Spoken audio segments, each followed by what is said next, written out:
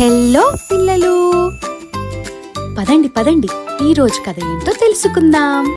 అనగనగా సుందరపురం అనే ఒక చిన్న ఊరిలో రాము అనే అతను తన భార్య లక్ష్మితో కలిసి సాధారణ జీవితం గడుపుతూ అడవిలో చెట్లు నరికి తన జీవనాన్ని సాగించేవాడు.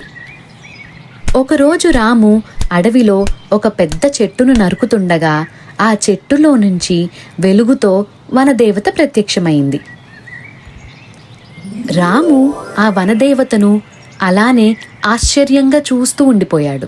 వనదేవత రాముతో, చెట్లను నరకవద్దు రాము, ఇవి మనందరికీ ప్రాణాధారం అని చెప్పింది. రాము వినయంతో వనదేవతకు తన కష్టం వివరించాడు. అమ్మా, చెట్లను నరకడం తప్ప నాకు ఇంకేమీ రాదు. చెట్లను అమ్మితేనే నాకు డబ్బు వస్తుంది. అదే నా కుటుంబానికి ఆధారం. వాటిని నరకకపోతే మేము ఎలా బ్రతకాలి అని తన కష్టాన్ని వివరించాడు. రాము బాధ విన్న వనదేవత అతని జీవనానికి దారి చూపాలని నిర్ణయించి ఒక ఆవుని ఇచ్చి రాముని ఆశీర్వదించింది. ఆవు ఇచ్చే పాలను అమ్ముకుంటూ రాము లక్ష్మి కొంతకాలం సంతోషంగా జీవించారు.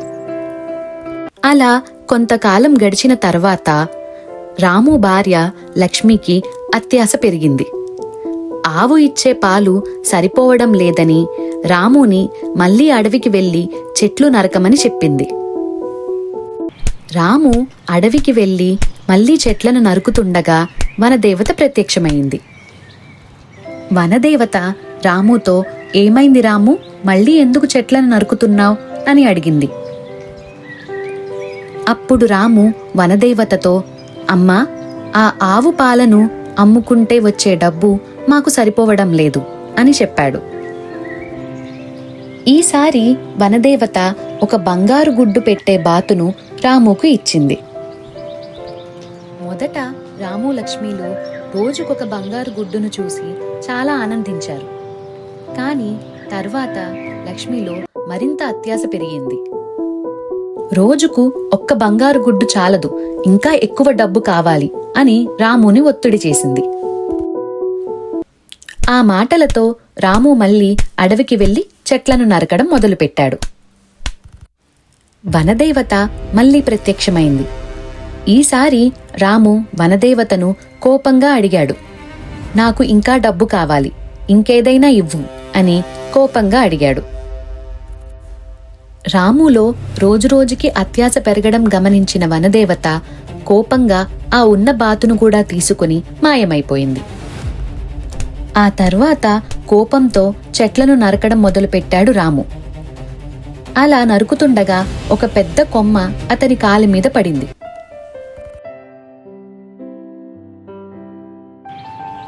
గాయపడిన రామును లక్ష్మి బాధతో ఇంటికి తీసుకువెళ్ళింది. ఇక అడవికి వెళ్లలేని రాముని చూసి లక్ష్మి అడవిలో ఉసిరి నేరేడు కాయలు సేకరించి వాటి గింజలను భూమిలో నాటింది. కొద్ది రోజులకే చిన్న మొక్కలు పెద్ద చెట్లయ్యాయి. ఆ చెట్ల ఫలాలను అమ్ముకుంటూ వారు నిజాయితీగా జీవనం సాగించారు. చివరికి రాము లక్ష్మి పచ్చని అడవిని చూసి కృతజ్ఞతతో నిలబడి, ప్రకృతిని కాపాడితే ప్రకృతి మనల్ని కాపాడుతుంది అనే గొప్ప పాఠం నేర్చుకున్నారు. Please like, share and subscribe.